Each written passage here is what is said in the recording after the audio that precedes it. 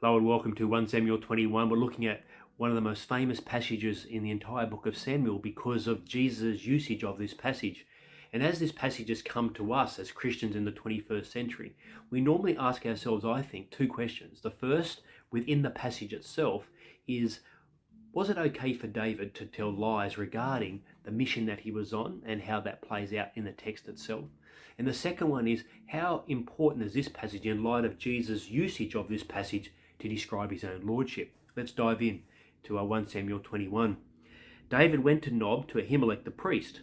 So what we are not told is some historical information that has obviously happened in the intervening years, and that is the priesthood has moved itself from Shiloh to Nob, probably because of Philistine aggression in the intervening years. And what we have here is the priesthood. And so David hasn't just stumbled upon this place, he's come there on purpose. And we have the reaction of Ahimelech. Ahimelech trembled when he met him and asked, "Why are you alone? Why is no one with you?" So Ahimelech knows that this is not the normal way that David goes to war. And so he's wondering something's afoot. He also may have caught wind of some discussions that have happened from the actual capital city regarding David's relationship to Saul, and that David's on the outer, and therefore he may be on the run. We continue on. David answered Ahimelech the priest, "The king sent me on a mission and said to me," and we all know that's not the case. David has not been sent on a mission by the king. You'd have to actually say the mission was from God, but I suspect that's not what the text is saying. David is being deceptive here. And so a question will become, is this okay? We go on. "No one is to know anything about the mission I'm sending you on. As for my men, I have told them to meet me at a certain place." So in other words, David's gone off alone and they're hiding off into the background.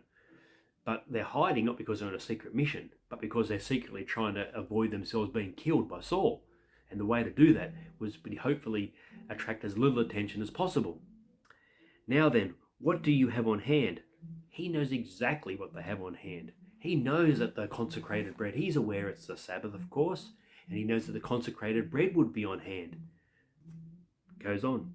"Give me 5 loaves of bread, or whatever you can find." He knows that the only thing he'll be able to find will be this bread. And so he is trying to appear calm and not like he's on the run. And so he now poses this question, and he has to wonder what is Ahimelech's response. At least one thing is certain. David didn't come as an act of vengeance or an act of bastardry. He didn't come and attack the priesthood. That will be important in a few chapters' time. So David is still a man of character, even though he told deceptive lies at this point to avoid drawing attention to himself, or maybe to not force Ahimelech to make a unjust decision. But the priest answered David, "I don't have any ordinary bread on hand. However, there is some consecrated bread here, providing the men have kept themselves from women." This has always been a bit weird because, not because they kept themselves from women. It's hard to have women on the battlefield, of course. But the idea here is from Leviticus, are these men ceremonial clean? And David says, yes, they are. But the men weren't priests, and therefore why were they asking for consecrated bread when they weren't priests at all? And the question becomes, why does Ahimelech allow them to have the food when it was unlawful to do so? Let's continue on. David replied, "Indeed, women have been kept from us, as usual whenever I set out. The men's bodies are holy even on missions that are not holy. How much more so today?" So the priest gave him the consecrated bread, since there was no bread there except the bread of the presence that had been removed from the bread before the Lord and replaced by hot bread on the day it was taken away.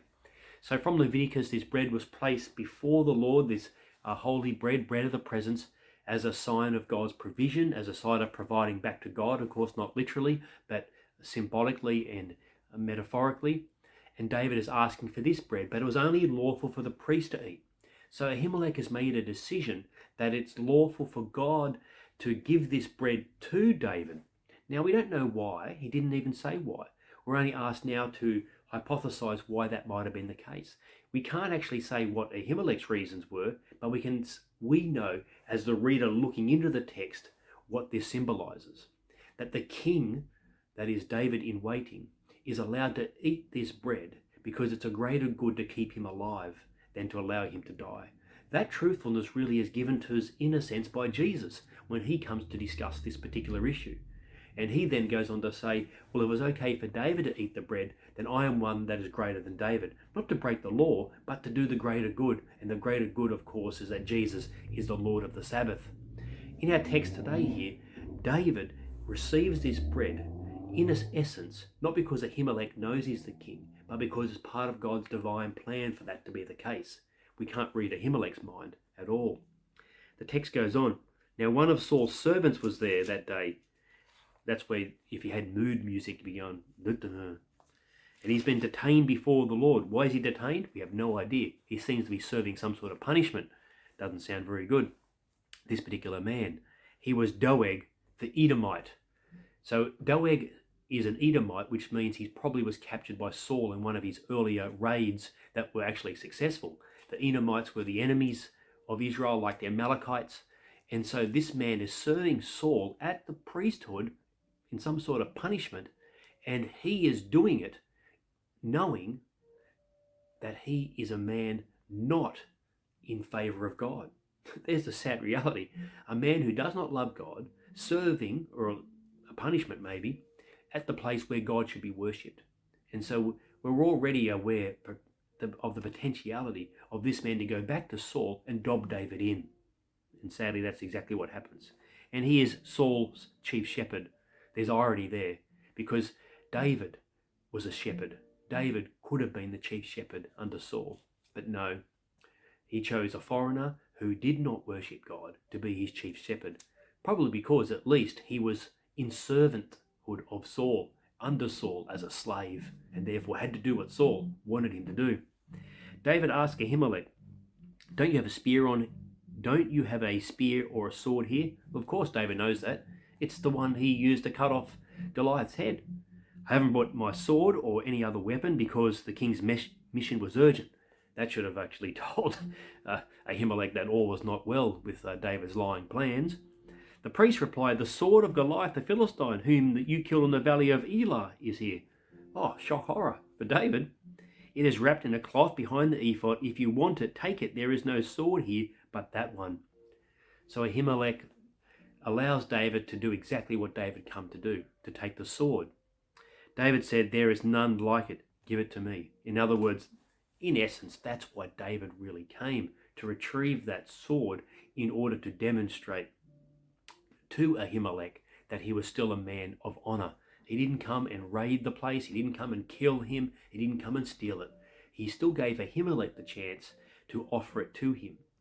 So the key learning from this passage really in regards to David is that David is still a man who has all his foibles like us, but he's still a man who trusts God and still asks Ahimelech to offer him these things. Ahimelech, seeing this potential righteousness, still allows David to keep his honor and still allows Ahimelech to keep his honor as well by not having to give the sword and the food to a man who's on the run from Saul. We'll find out later it made no difference, but yet it is a good passage for us to see that David himself was keeping his honor at this point, even though he was on the run. Was it right for him to lie and deceive? Well, he hoped that it may have kept Ahimelech alive. He'll be sadly mistaken, but that blame will not be David's. That blame will be on Saul's.